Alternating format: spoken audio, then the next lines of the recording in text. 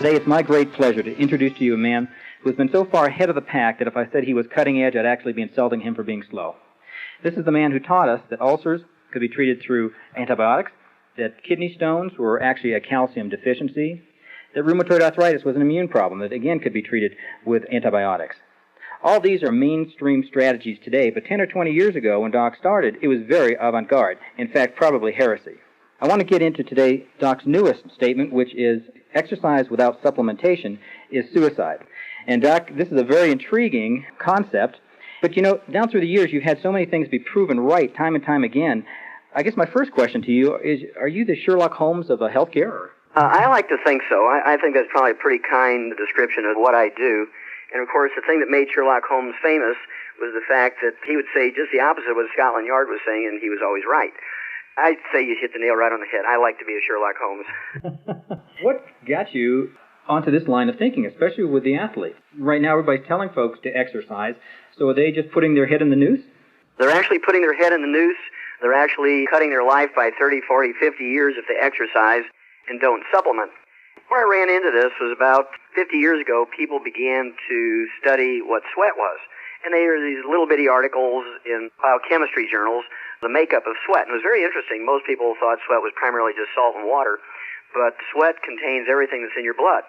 And as you sweat, the primary purpose, of course, is to cool your body, but you're also losing nutrients. You're losing amino acids, you're losing vitamins, you're losing major minerals, you're losing electrolytes, you're losing trace minerals, rare earths.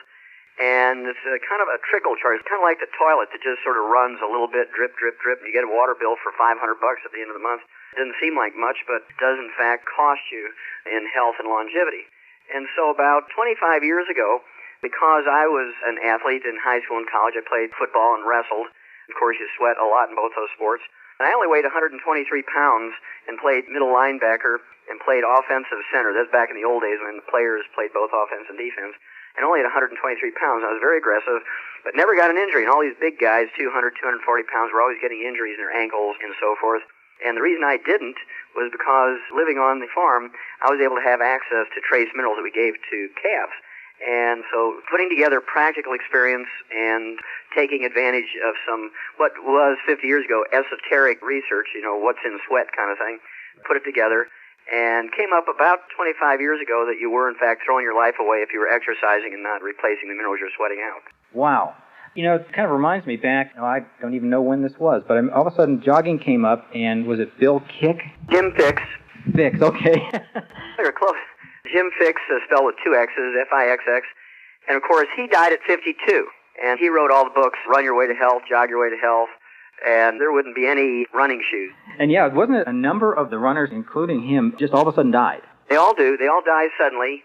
Pretty profound statement. All these guys are supposed to be healthy. They have 4% body fat. What it is, they're sweating out all of their minerals, which protect them from various diseases, including ruptured aneurysms and including heart attacks. In fact, there was a long-distance runner who died in July of 2000. His name was Leonard Hilton. He ran the sub-4-minute mile 32 times, and he was a student of Jim Fixx's, and always praised Jim Fixx and all his knowledge and training techniques. And Jim Fixx died at 52, and Leonard Hilton, Jim Fixx's student, died at 52. That's pretty much what you're going to get. There has never been a professional athlete live to be 100. And if exercise in of itself was useful for health and longevity, there should be a lot of professional athletes living to be 100, not a single one, Craig. Wow. It might have been you that says a couch potato is actually living longer than these guys. You're exactly right. That's me. I like to teach people the basic truth by saying something that's very provocative. That way they remember as a concept. But basically what I did, since there was lots of articles written by long-distance runners saying, hey, you guys, we can get high. We can make our own opium in our brain, and you can get drugged out running long distances here and get into la-la land legally, not worry about getting arrested or anything, just by running. You can lower your cholesterol by running. You can lower your body weight a couple of points. You can get your body percentage of fat down. There's all kinds of wonders to running, how healthy it is. It's good for the cardiovascular system. But it always kind of fascinated me. There was never anything that said athletes live longer. So I decided to do my own survey, and I started looking at obituaries of professional athletes and university and college athletes compared with obituaries of couch potatoes. It's always kind of funny that librarians live to be 103, 104, conductors live to be 89, 95, and housewives live to be 115, and so forth. And the old couch potato lives to be 88 to 120. And professional athletes, the average lifespan is 62 to 65. The ones who play the most, the ones who are the stars, die the youngest.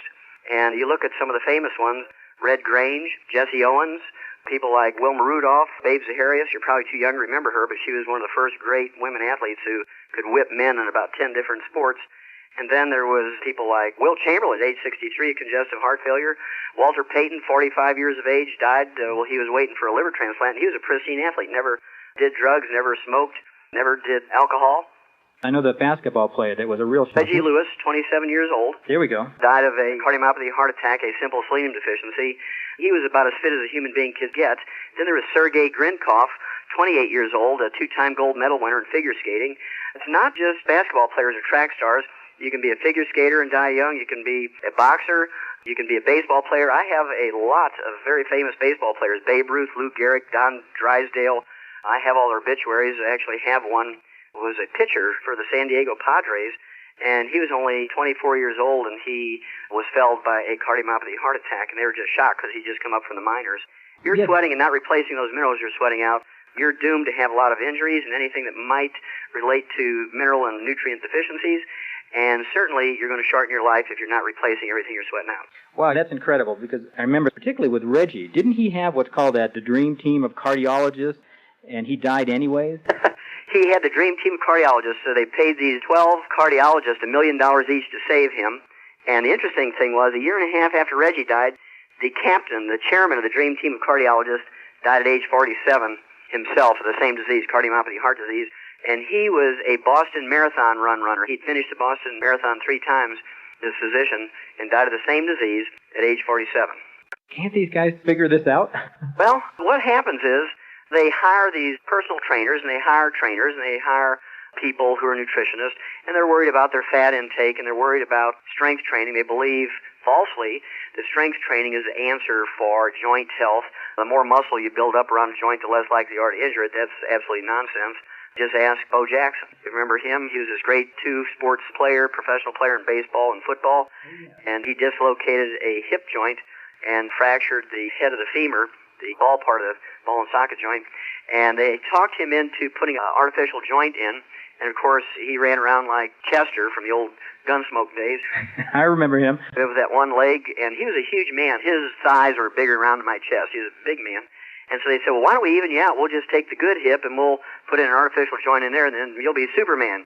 Well, of course, after that happened, he hit a few baseballs, and that was about it. His career was done. But if he'd been supplementing properly, these guys could play into their 40s and 50s. I've seen this happen. We have a lot of professional athletes who had to quit their sport after 8, 10, 12 years because of joint problems.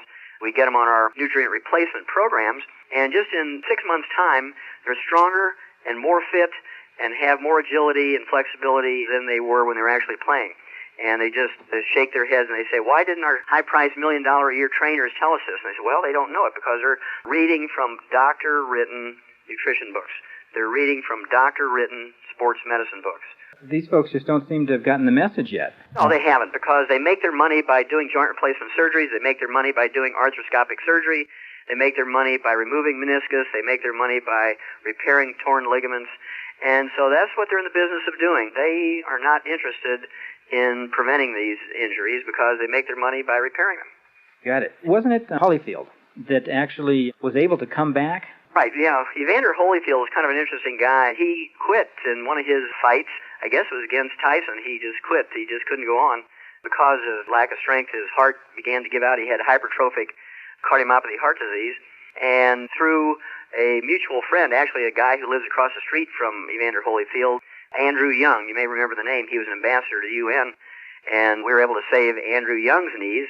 And Andy Young said, well, why don't I see if I can take the message of Evander Holyfield? And we got Evander Holyfield taking some selenium, and sure enough, we were able to get his heart going again through the selenium supplementation. Actually, a more complete program than that, but it included special interest in the selenium part of the program. And as you see, he was able to come back and defend his title several times. And, of course, he's been boxing, not necessarily to the level he'd want to be. He's lost the last couple of fights, but he's a remarkable athlete. And without that supplementation, he would have been finished a long time ago. Looking at your background, you have kind of a unique background to be talking about human nutrition. But I think it probably gives you an interesting perspective. I know you started as an ag major and went to veterinary school first, and then you did a lot of research with the human studies. Well, I think the advantage that gives me, Craig, is that in animals, we don't have insurance. We don't have Blue Cross, Blue Shield, major medical, hospitalization, Medicare, and Medicaid. We don't have personal trainers.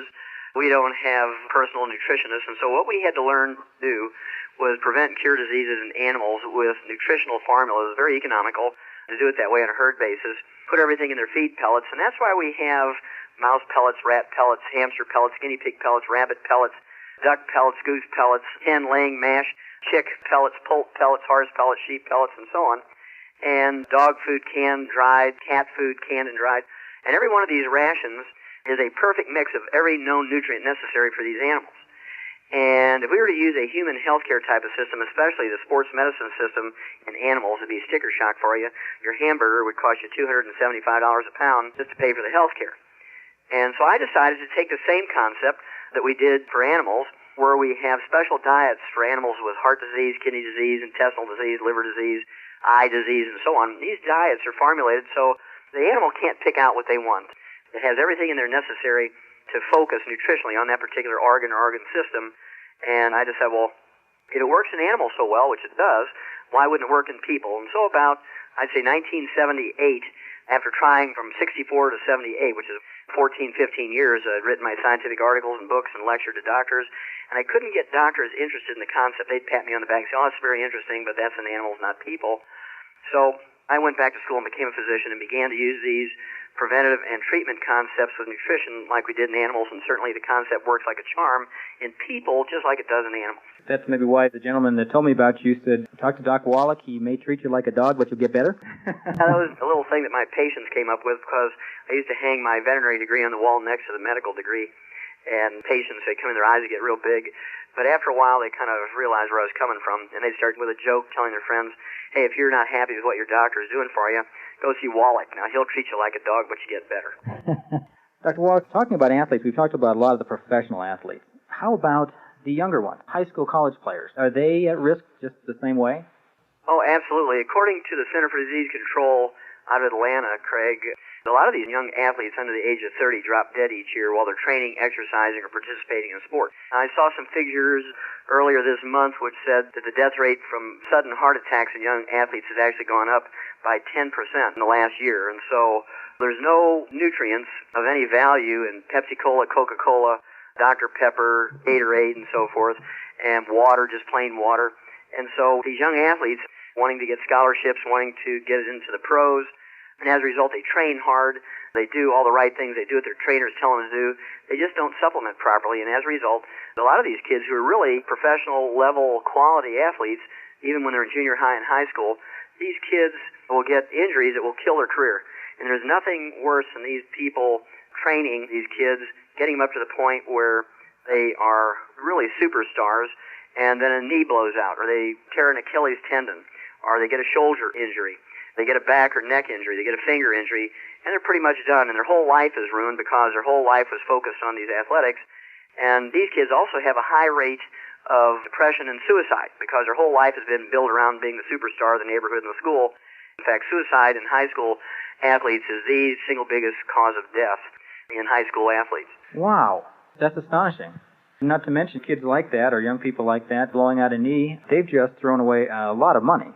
That's correct. Not only the investment they've already put in, but paying forward, so to speak, their future investment and their life, because they know when they excel and so forth and have all these benefits of the training and they have this natural talent.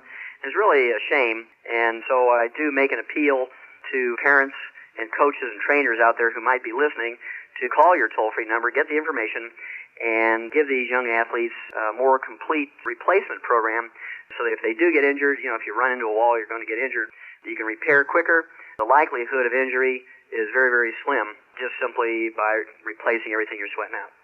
Got it. People listening to this, a lot of folks, we're talking about nutrition especially, will say, well, how long do I need to take these sort of things? You take all these supplements properly until you stop using oxygen. Got it. There's a reason for that, and that's because our food does not contain these nutrients, and no matter how well you eat, you could spend $1 million per meal, and you're still not going to get everything you need by eating. And so you do have to consciously supplement, whether you sweat or not. But if you sweat, you're really obligated to do it in a very, very intense way. calcium deficiency, from everything that we've talked about in the past, seems to be, again, to use the word epidemic. And wasn't that what got your attention at one point in time with twitching eye or something, if I remember the story? Yeah, my personal story was I was a teenager, 14 years old, and my eyelids would twitch so bad, you could actually hear them making a noise, clicking. And asked my mom what it was, and she didn't know, and she panicked because she could see my eyelids jerking. It looked like I had some kind of electrical thing on there. My eyelids were just twitching. It looked awful. And she took me to an eye doctor. I had to drive 80 miles to St. Louis to go to one of the top eye doctors. And after a long day, she finally determined that my eyelashes were long and they were hitting my glasses and curling back and tickling my eyeballs. And she gave me a Maybelline mascara eyelash brush, and she said I have to retrain my eyelashes. Oh, I bet that went over well. Oh, yeah. It didn't go over very well. Of course, I was playing football and wrestling, and I could just imagine myself sitting on the bench there with 25 or 30 200-pound guys playing with my eyelashes with a Maybelline eyelash brush. And so I dismissed that suggestion, went to the school library, and started looking up muscle cramps and muscle twitches in a health book written by a couple of nurses. And they said very clearly that muscle cramps and muscle twitches are caused by calcium deficiency. And so I went home and I started using the calf pellets that we gave the calves.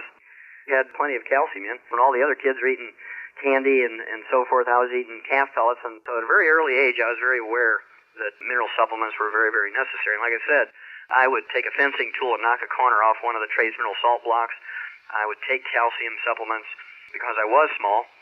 And playing football, middle linebacker, I just never got injured in 4 years of playing because even though I was extremely aggressive, because I was taking all the raw materials to rebuild my body. And in wrestling, where you sweat more than anything else, I would spend most of my day not in class. I was running up and down the stadium steps, the football stadiums, just to stay fit for my wrestling program. And I know I sweat out a couple of quarts of sweat a day. And without replacing those nutrients, I know I would have some injuries at least, and certainly may have died. And you may recall, a couple of years ago, there were many wrestlers who died suddenly. Yes. Tried to blame it on some of the supplements they were taking, but basically they were wearing rubber suits and trying to lose 5 or 10 pounds to get down into a lower weight class, and they just sweat out all their nutrients and died suddenly from that. Well, Doc, what if someone were to come to you and say, I have a son that's in football or does a lot of athletics, or even a professional athlete? What would you tell them to protect themselves? Well, basically what they have to do is take a good basic supplement program that gives them all 90 essential nutrients plus the raw materials to develop properly and maintain and repair cartilage, ligaments, tendons, connective tissue, bone matrix, lay down the minerals necessary for a healthy and happy bone. Also, instead of just using water or Gatorade or one of the soft drinks as a fluid replacement as they're sweating before, during, and after the events in the training session, a sports drink, it has amino acids, vitamins, electrolytes, major minerals, trace minerals, and rare earths in it, plus 3 time-release energy sources. Tastes very good, and it's a concentrate. You put an ounce of this into a quart of water, a liter of water, and sip on that. You're going to trickle charge everything back into your system that you're losing as you sweat. And not only will this athlete reduce their risk of death and injury, but also their stamina is going to go way up. They will be much stronger in the third and fourth quarters. They'll be much stronger in the long-distance races in that last lap. They're going to be much stronger in any event than the opponents. Excellent. So, Dr. Wallach, we've kind of looked at the problem out there. Minerals seem to be the kingpin of what you're talking about, and it's funny because everybody talks vitamins. It's a good observation, Craig, because vitamins, if you work real hard, you can actually get vitamins out of your food because plants can take carbon out of the air and manufacture vitamin A and beta-carotene and all the B vitamins, C, E, and K. But plants cannot manufacture minerals. There's not a single function in your body that can take place without mineral cofactors. You cannot utilize oxygen. You cannot utilize energy. You cannot utilize vitamins. You can't utilize proteins. You can't utilize enzymes. You cannot utilize hormones. Nothing in your body will work without one or more mineral cofactors, and yet our foods cannot manufacture minerals like they do vitamins. And so over the years, I realized that the minerals were the limiting factor, and the lack of minerals were the limiting factor to long life, healthfulness, athletic prowess, and stamina. And I probably have known that since I was 14 years old, and certainly developed and collected a lot of information to back up that belief over the years. And basically, minerals are the limiting factor, and so you have to consciously supplement with them properly, especially if you're an athlete and sweating. The vitamins, even a blind hog will get an acorn sometimes. They supplement, fortify white bread, they fortify rice, they fortify chocolate bars, they fortify just about everything. What's this document 264 you faxed over to me? Well, U.S. Senate Document 264 was actually published by the U.S. Senate in 1936.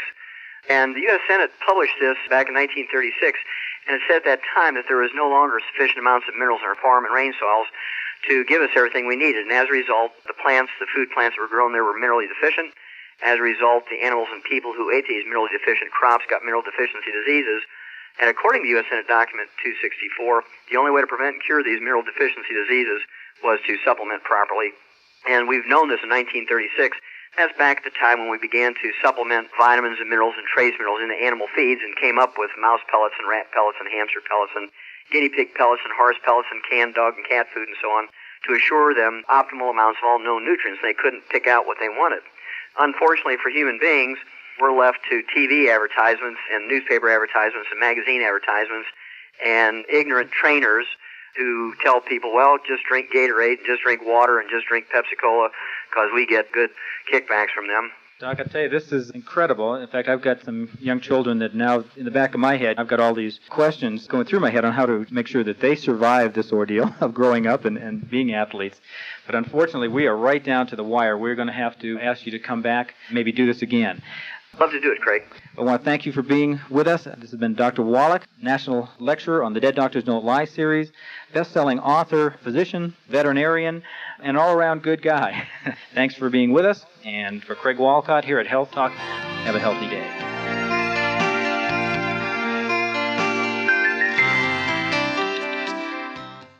I'm here with one of my favorite guys, Mike Glenn, the Stinger from the NBA, from the Atlanta Hawks, and currently commissioner of the WBA. How you doing, Mike? Oh, I'm doing good, Doc. I'm really glad to be here. I'm feeling good. I've already had my rebound drink today, so I'm fired up. Ready to go another game. Ready to go another game. Let's play two, as Ernie Banks used to say in the sports world. Well, one of the things that's really been fascinating for me over the years is to watch athletes, professional athletes, and you'd like to think that fitness is the answer to health and longevity, and yet the top athletes have a struggle. They break down, they get tendon problems, cartilage problems, ligament problems, they get bone problems, muscle problems, and you'd think if fitness was the answer to solving health problems and living a long time, that professional athletes would have a very high percentage of them living to be 100. And with the exception, I know this is a fact, Mike, yes, with the exception of two black gentlemen from the old Negro baseball leagues, there's never been a professional athlete ever lived to be 100. You're right. One of those Ted double-duty Ratcliffe, who was a catcher and a pitcher in the Negro Leagues, died at 101, I believe it was. But you're absolutely right. Other than him, nobody. Yeah, nobody. And there's a universal reason for this, of course, and regardless of the sport you play in, whether it's basketball or football or hockey or soccer or boxing, whether it's skating or any other sport, whether it's amateur or professional, they all universally sweat. Yes. And when you're sweating, Mike, you know you're not just sweating out water, you're sweating out a soup that contains all the known essential nutrients. And if you're just drinking water, if you're just drinking soft drinks, if you're just drinking one of those energy drinks that has one or two nutrients, and we'll talk about them by the brand name in a few minutes, you're going to be sadly disappointed. You may get a little energy, but over the long haul, you're going to break down, and the odds are you're not going to make it to 100. And so what's your take on this? What have you seen over the years in professional basketball? Doc, not only statistically doing research, but in my own personal life, I just turned 50 this past year, and 7 guys that I played with in college have passed on, all of them from health-related occurrences, nothing accidental. So I see in my own life the deaths, and so many of my former teammates in the NBA and college, they've had 2 hip replacements, knee replacements, they can hardly walk, they are really struggling. So I've seen it firsthand that a lot of the athletes, of course, we read about the super athletes like Kirby Puckett that recently passed, and the ultimate basketball hero of all, Wilt Chamberlain, a guy who averaged over 48 minutes a game for an entire season, averaged 50 points a game. He was just superhuman for a season. And we see Wilt pass at 63, and other heroes of sports like, of course, Walter Payton, one of the greatest, if not 45. 45, maybe the greatest football player that ever lived. And even somebody like Wilma Rudolph, whose records are still right up there at the top. And it was years and years ago, 1960, since she won those 3 gold medals, but she was a tremendous athlete. She died at 54. 54, a natural athlete, had no type of enhancements whatsoever. And when we see great athletes like that, and even in our own communities, younger athletes than that dying, we know that there's something wrong, that the people that think if I'm just exercising, then I should live long, that the message should clearly be there for them. There are other things than exercising and being a great athlete as far as longevity and health is concerned. Yeah, you're exactly right, Commissioner. I'll call you Commissioner. Yes, sir. And, you look at somebody like Reggie Lewis, died at 28, cardiomyopathy heart attack actually, he had 1 heart attack during a playoff game with the Charlotte Hornets. Right. And then some weeks later, he died of a second heart attack, selenium deficiency. And then more recently, there was a young lady, 19 years old, Rolanda Pierce. She's a freshman at Florida State University, 6'5". She was going to be the Michael Jordan of the WNBA. She was going to be it. She dies of a ruptured aneurysm at age 19, something a turkey wouldn't die from, because we eliminated ruptured aneurysms in turkeys in 1947. We learned that there was a simple little copper deficiency, and just by taking copper, you can prevent that. So I know the story, but why don't you share the story of one of our favorite modern athletes, Theo Ratliff? Sure. I, of course, am very knowledgeable of all the great nutritional products that I take and how they work. And as a broadcaster for the Atlanta Hawks, I was talking to one of the Hawks players, not Theo Ratliff, and I was speaking kind of quietly. This gentleman had several challenges, and I was talking to him a little bit about nutrition, and Theo overheard me. Theo said, "Mike, can I get with you? I want to talk to you about those nutritional things." And I met with Phil Oliver, a guy who had introduced me to the products, and I said, "Phil, we need to go out to dinner with Theo Ratliff." So we went out with Theo. Theo was a young, tremendous athlete. He had made the all-star team. Philadelphia 76ers had traded him to the Atlanta Hawks, which is a red flag right away. Why would you trade a young 6'10" shot blocker who's a tremendous person, follows all the trainer's instructions, all the coach's instructions, he's a family man, he's doing everything right? Why would you trade a guy like that? He was not a druggy felon. Exactly, exactly right. This is the kind of guy you want. You try to get on your team, not trade him away. So we met with Theo, Doc, and we went over all the nutritional things that he needed, and we pointed out that he was very deficient of his nutritions that he needs daily, essential nutrition. And we told him the things that he needed. We told him he needed essential fatty acids. We told him he needed calcium. He needed plant-derived minerals. He needed a combination of plants, minerals, and amino acids. And he needed glucogel to really repair and rebuild himself. Theo listened and he followed our instructions. He took all of this nutrition morning and night. And he did that. And he really recreated himself. Theo had been a guy, Doc, that when he got to the Atlanta Hawks, his knees would swell, his ankles were arthritic, he had a detached bone in his hip, and Theo was like 26 years old. I mean, old man's disease. He's 26 years old. Yes. Yeah. And just like we were speaking of earlier, here he's sweating out all these nutrients. Yes. And he's not taking them back in to maintain and repair his body. Yes. He was not supporting that maintenance system. He was depending on aerobics and fitness and muscle training and strength training. Yes. Yep. Yes, because the trainers were telling him that, Doc. They were saying, well, maybe if you stretch a little bit more. So they had him on icing and stretching and lifting weights to strengthen those muscles in the areas of the injury, and none of it. He was continuously falling apart. So we said, Theo, if you'll take these things and if you'll take them every day, we can repair and rebuild you. And Theo did. He took them religiously. One of the few athletes that we've introduced this to that have recognized you can't just take it one time and say, oh, I didn't feel anything, so I just stopped taking it, because they've been taking inferior products. So Theo took all of the nutrition. He went from a guy that missed 79 out of 82 games the previous year. He only played in 3 games, Doc, and I was right there in the locker room afterward. After each one of those 3, he was hurting. He was, oh, my hip is hurting. I don't know if I can play anymore. And coaches, can you just play a few minutes tomorrow night? You know? He's 26 years old. Exactly. Like, and then, the owners are thinking, we're paying you a lot of money for these little few minutes. All those dynamics enter into professional sports. But he could not play anymore. Theo was just in pain, and he was only hurting himself further. So he went from there to taking all the nutrition to rebuilding himself. Theo got to the point where he was playing 82 games, pain-free. He wasn't even icing his knees. Now, I played 10 years in the NBA. All centers ice their knees. That's standard equipment. You put your shoes on, you ice your knees after the game. Those go together. So Theo was so healthy, he had no pain in his knees, no pain in his hip. He was pain-free. He was just jumping out of the gym, just blocking shots, led the NBA in shots blocked, and was one of the top vote getters for Defensive Player of the Year. Theo was recreated. He was healthier than he had ever been before. Well, and then I know something really, really good happened to him after those 2 great seasons with the Hawks. What happened then?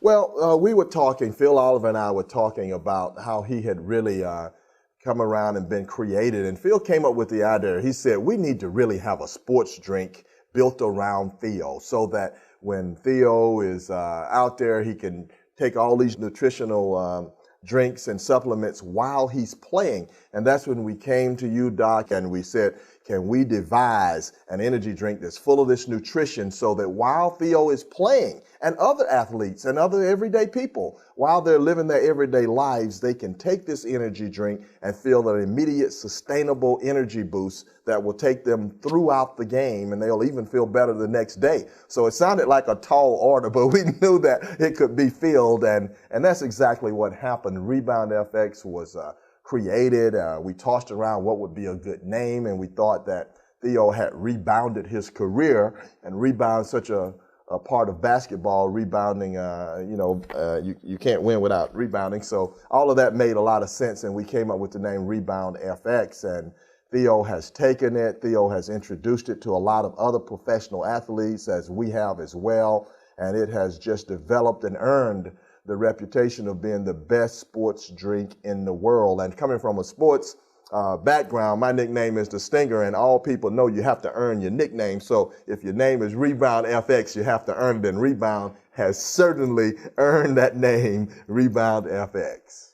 Yeah, I can remember there was one professional basketball player, I can't mention his name, but I can remember one guy, one of the top NBA players, he wasn't going to play on a Sunday, and we were at one of those basketball clinics on Saturday, and they actually had to have one of the kids who was there, who was going back to Miami, hand carry a case of Rebound FX to this basketball player because he wasn't going to play without it. That's right. What a great story, Doc. You're right. They're trying out for the WBA. You mentioned I'm the commissioner of the World Basketball Association. It's a young league. We work with young guys and try to give them opportunities, exposure, and development. This young kid had come up to Atlanta to try out, come from Miami to try out. And one of our professional athletes that is taking Rebound had a game that Sunday. And as you know, FedEx and UPS and a lot of the services that deliver don't really do it very often on the weekend. So we were having a real difficult time because he had to have it. He knows the benefits of it. We show the comparison of Rebound to athletes, and they know how significant it is to get any little edge, because the difference in winning and losing in superstar and a regular player in making the NBA not is sometimes fractions of a second. So any edge that they can get, athletes know they want it. So this kid was going back to Miami, and we had the idea. We met with the kid and said, look, we've got an athlete that needs this rebound desperately. Can you, on your trip back, take a cab, as soon as you get to the Miami airport, take a cab, go directly to the arena, meet the security guard in the back door, and give this Rebound FX to this athlete, and he will give you 2 courtside seats for it. Wow. The kid was so elated and so happy. He said, will I? I'll be glad to. So the kid was, we didn't have to tell him about the benefits of rebound. It was obvious if this professional athlete, superstar athlete, wanted it this much, it had to be very good. And he got a chance to sit on the floor right near the player's bench and see the game as he'd never seen it before and see rebound at work. The athlete got his energy drink and he drank it throughout the game and the benefits. It was just a win-win and a beautiful story for everyone.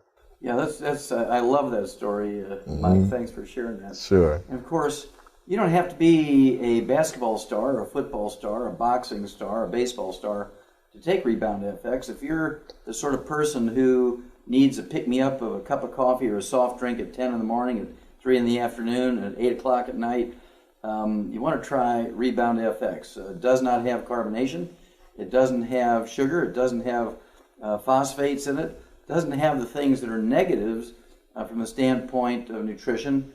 And as a result, we find that the people who are using Rebound FX are people in addition to the athletes. Of course, it was originally designed for athletes. This is like gasoline for a high-performance race car, and you're not often going to get to use that in street cars, out in the street, because it's just such a high-performance fuel. Right. Well, here's a high-performance fuel for professional athletes that's accessible and usable by the average person on the street, whether you're kind of a weekend warrior and you play in the company's softball league, right? Yeah, or you like to go bowling on a Friday night, or you just like to play tennis or pick up basketball.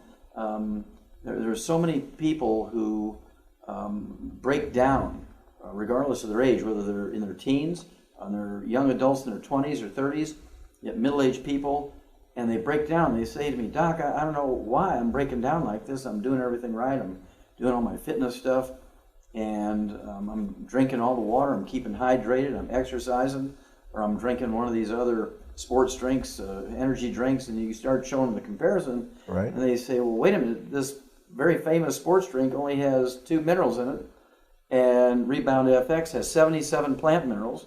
It has a total of 128 nutrients in it. Wow. So how can you compare an energy drink that has 2 nutrients versus one that has 128? Right? It's just impossible. And Doc, oftentimes when I'm telling athletes that, I'll say, imagine now that you're in the boxing ring. We're going a few years back, and I show them the comparison. I say, you got this 1 minute break between rounds, and you're fighting a young Mike Tyson. Which one do you want? So that brings it home clearly right away. Give me a double dose of the rebound, they say. So athletes really see the difference, though, the comparison, all the nutrition, the energy, the pickup, the ability to sustain your energy. It's just a no-brainer for anybody, really.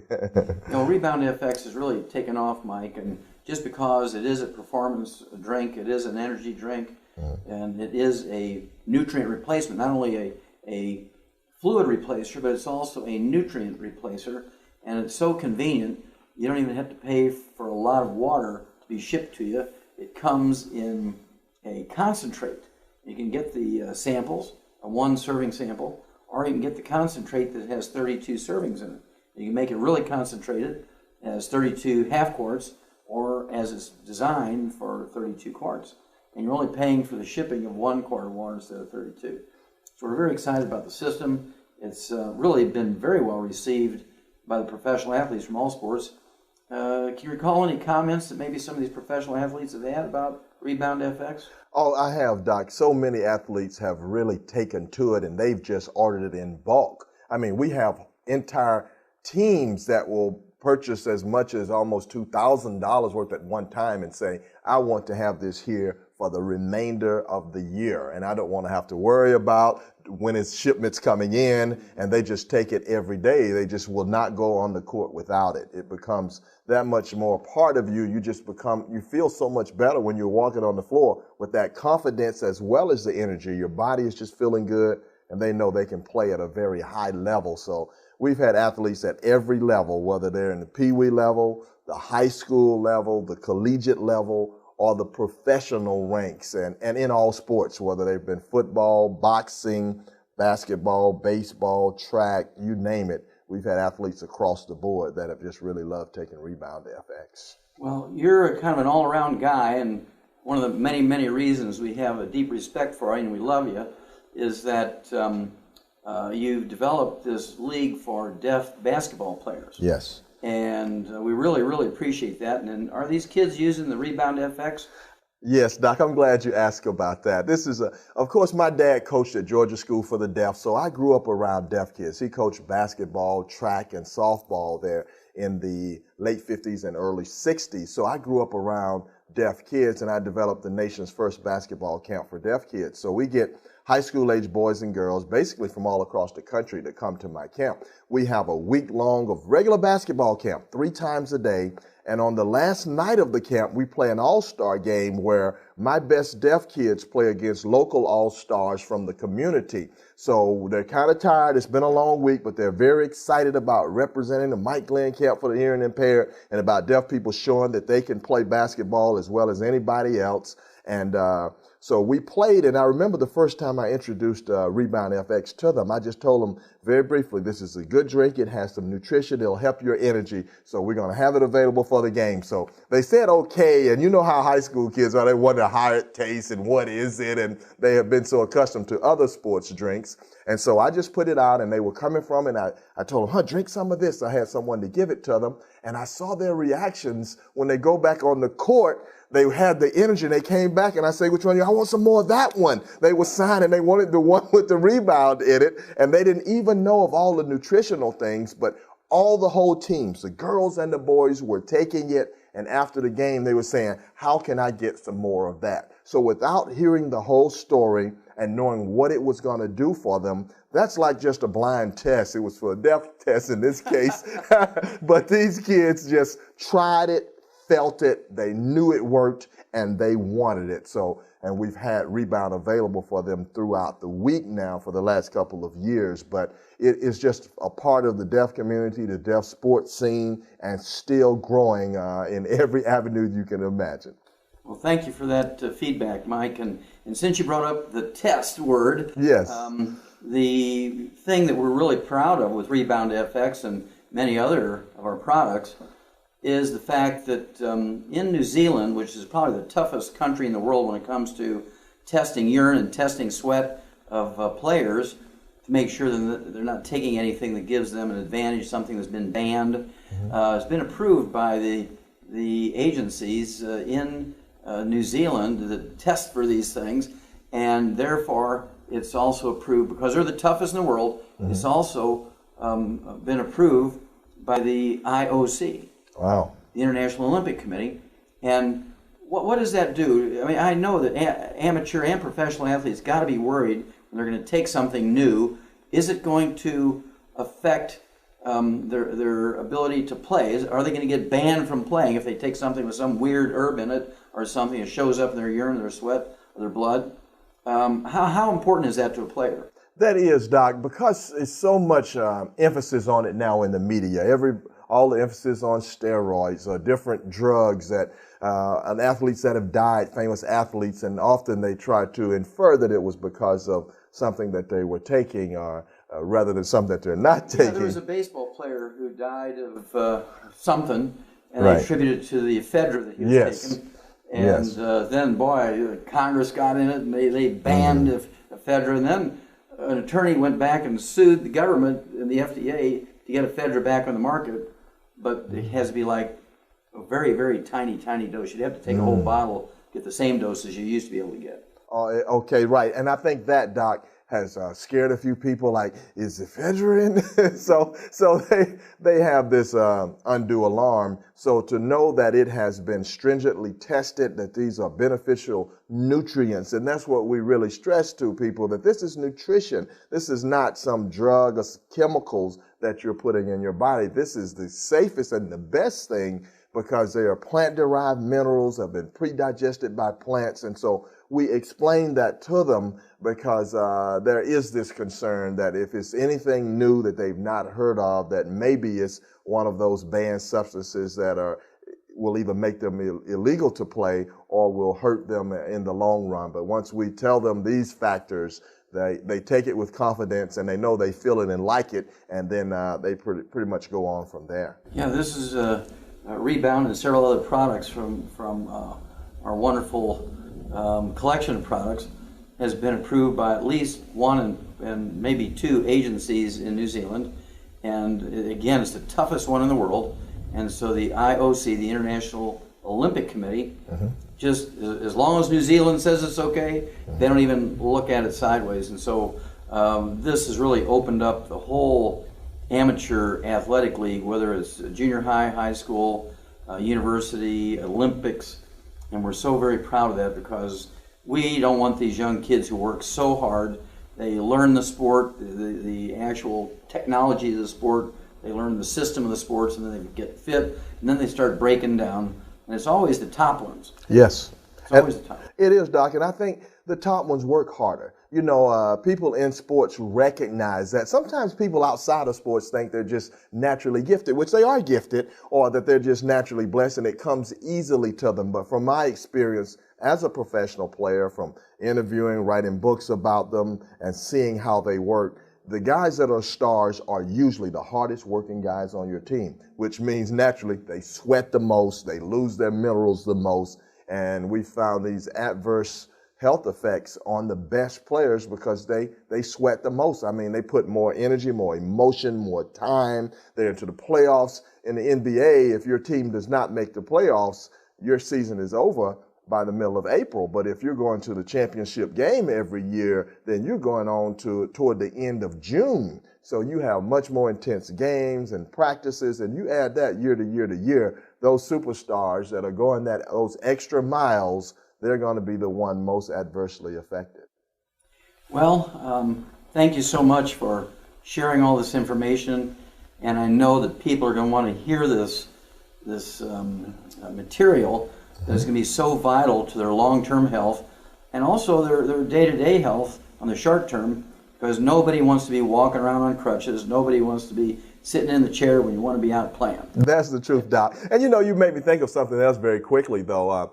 My wife, who is she likes to walk and exercise, try to stay firm and slim. Around this area, Doc, in the Atlanta area, you have a lot of people that like walking up Stone Mountain and walking around the mountain. So you have a lot of people that are just doing those kind of exercise daily. And I know Phil's wife likes to do these kind of things as well. And they both are taking this Rebound FX every day. They're taking it to walk the mountain for their exercise. All their friends are taking it. So even if you're not, as we've mentioned, a professional athlete and you're competing at that level, if you're just an everyday person that wants a little extra energy and nutrition, it works very effectively. It tastes great, and it gives them that little extra energy, and they'll do an extra mile or two when they're taking that Rebound, and they find out that they'll lose weight quicker and feel better after they finish walking. Okay, I'm going to end this, Mike, with Rebound. That's our drink. I like that. Yes, indeed. Puts me back in the sports world.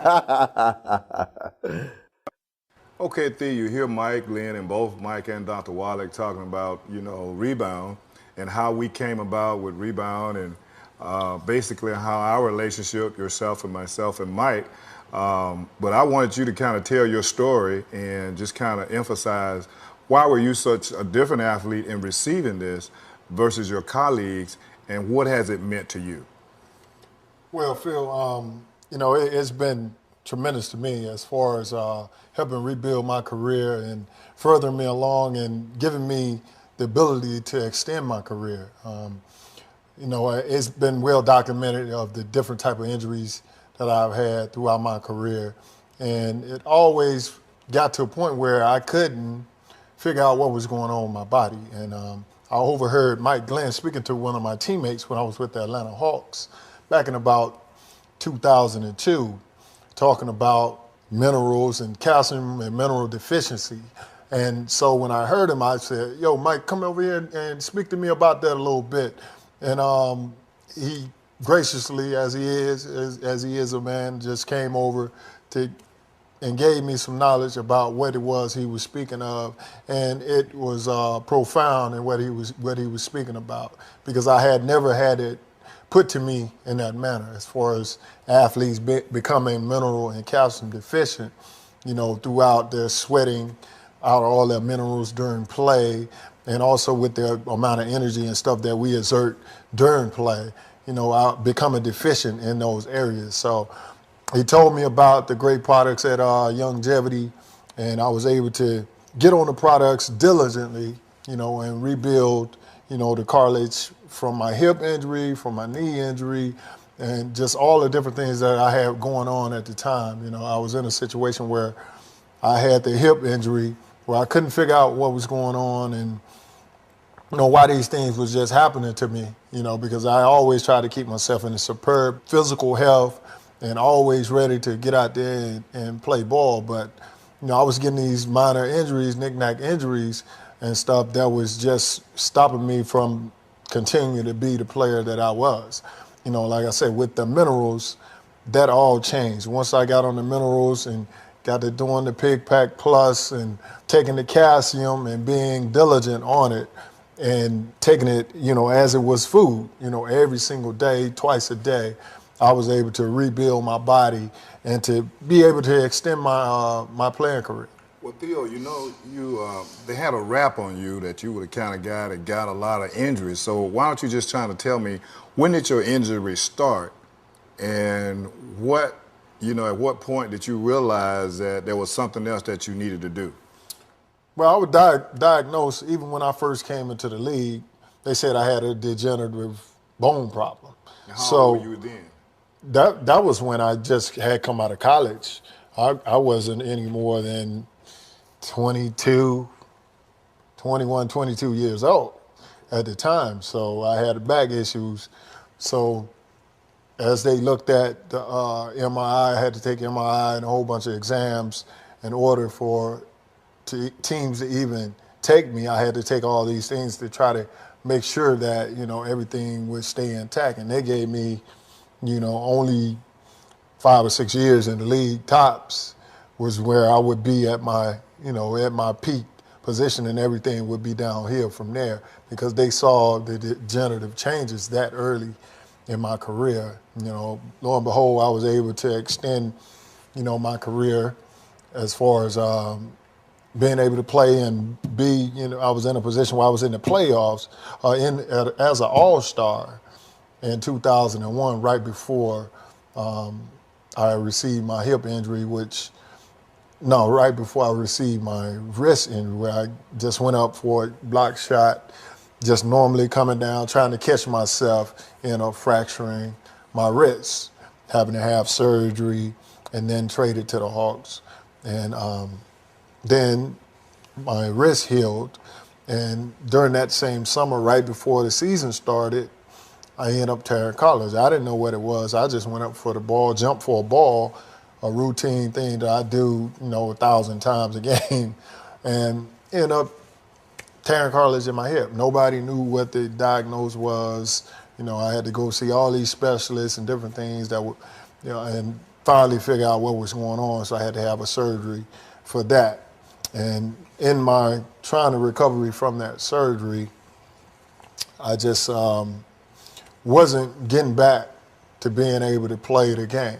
And it had gotten to a point where I had sat out all year, tried to come back a couple of times, and it just wouldn't happen for me. So I had, lost faith in, what was going on as far as with trying to heal, and was real discouraged with what the doctors and stuff were saying. And, I thought I was pretty much done with it because I wouldn't be able to be the same player that I was before I had the hip injury. But with that said, I had a great guy, Phil Oliver, to school me on exactly what I needed to do as far as taking the minerals and the calcium, along with Mike Glenn, and just got over my problem by being diligent on taking the product. And so from that, we produce Rebound. Yes. So how is Rebound, now that we have this Rebound effects, how has it benefited you and even some of your colleagues?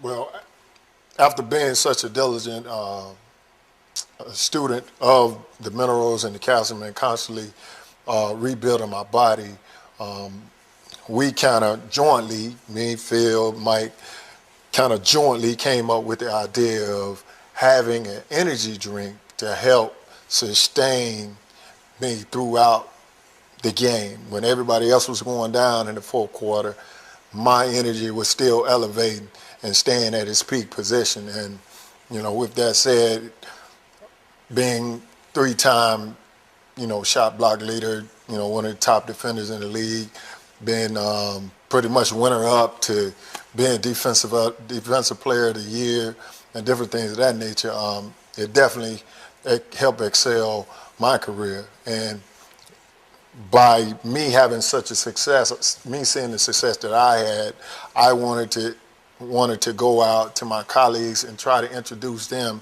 to these products as far as with the minerals and have them to understand what's going on with their bodies when they're going out, they're sweating out your minerals, using your calcium during play, and being able to replenish themselves with something that was healthy at the same time efficient. So prior to that, nobody explained to you about sweat, how important what you're sweating out is replacing it back in. Prior to meeting Dr. Wallach, Mike Glenn, and of course myself, no one, because you were around nutritionists, you were around doctors, no one ever explained it to you in that manner. No one ever really broke it down to me on what minerals are, how they work. We get the basic 4 food groups, and you need to be eating more carbohydrates and different things of that nature, but never to the detail on what helps build your body and what helps you sustain your body as far as how you losing sweat, how you losing your minerals through sweat and different things of that nature. No one ever sat down until I met you, Phil, Mike, and Dr. Wallach, and they really educated me on that. And so now we have a crusade. We're trying to just expose this information to not only just athletes, but to everybody who needs energy. Everybody needs these minerals. How often do you need them? Oh, you need minerals, like I said, just like you have food. Every single day you need to replenish yourself with the right minerals and, to help have longevity, in life, to live with, being disease-free, different things of that nature, and being able to have a healthy lifestyle. That's what it's all about. That's our crusade, is to try to give everybody ultimate health. Well, I tell you, that's a great crusade, and we thank God for you, for Rebound FX, and I think we'll sign off with saying, let's go rebound. Let's go rebound. All right. All right.